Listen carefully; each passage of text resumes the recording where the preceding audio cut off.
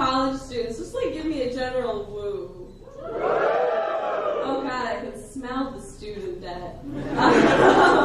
Ooh, it's wafting. I'm actually really lucky. I don't have student loans.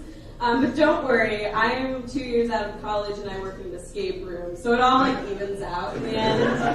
Actually, you know you've hit rock bottom when you work in an escape room and you get paid minimum wage to have 11 furries yell at you about why they should have won said escape room. No shame to furries though. I don't want to like kink shame. I think that's really bad. I just think you shouldn't be allowed to be a furry and an asshole.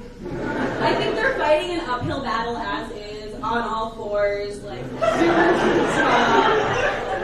no, and of course, like I'm Catholic, so like we're the biggest kinksters out there. I have to say, Catholics are laughing. They know. No, but first of all, the flagellants. If you didn't go to Catholic school, you might not have learned about them. But they were just like whipping themselves for their daddy all through the Middle Ages. We do a lot of kneeling in Catholicism. Anybody ever been to church? Oh, more of you than I thought. Also, when I say that, I expect dead silence due to the trauma. But third, and most importantly, crucifixion is basically just high-stakes bondage, if you think about it. I don't know. I'm not going to send this set to my parents if you can't tell, but it's Lent. I'm actually still Catholic, which is a shock for most people, especially because of the things I say. But it's Lent. Does everyone know what Lent is? Like, you give stuff up, we're like building up towards Easter, Jesus rises. But during Lent, you give things up. I gave up men who waste my time for Lent. Except on Sundays, that's like a day off. And on Fridays, I don't eat meat, although this is like the first year it's really been relevant, but I keep wondering whether or not like sucking dick counts as eating meat on Fridays. Like, does it only count if you swallow?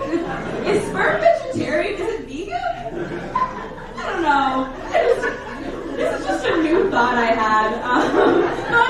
Thought I'd put it out there to the group. My parents actually really love that I do stand-up comedy. Speaking of my parents. They're really supportive. Does anyone watch The Marvelous Mrs. Maisel? Okay, so some people, it's a show on Amazon. Your parents might pay for Amazon Prime, I'm sure you don't.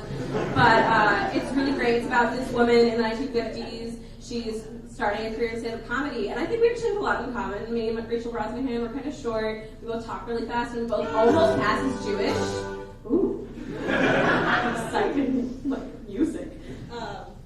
I was worried that was my time. No, but we almost passed as Jewish. But the difference is I have bangs. She does not. Very important distinction. It's like an accessory for my forehead. But the weird thing about bangs is that when you get them, everyone thinks something bad has had to have happened to you.